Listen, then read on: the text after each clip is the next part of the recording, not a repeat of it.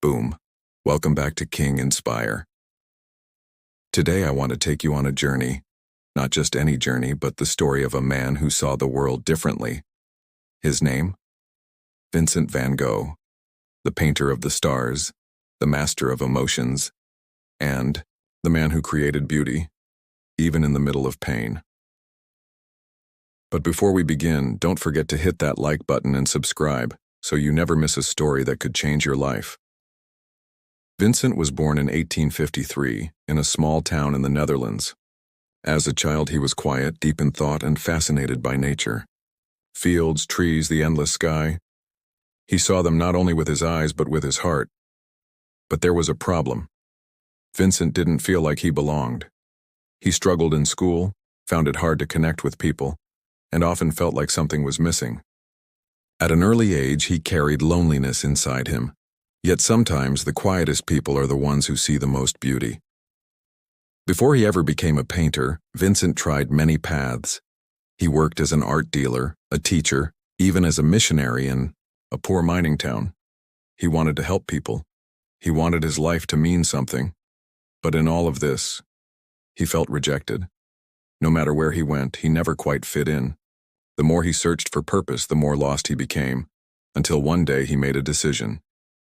Maybe my calling is art. And with that, he picked up a brush, and his true journey began. But here's the truth.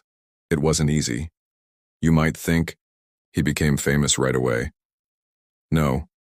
In fact, during his lifetime, Vincent only sold one painting, just one. While others were praised, he was mocked. While others earned money, he struggled to buy food. And behind it all, Vincent was battling his own mind, his depression, his pain. Yet even in suffering, he painted. He painted when he was hungry. He painted when he was exhausted. He painted because, to him, art was not about money. It was about life itself.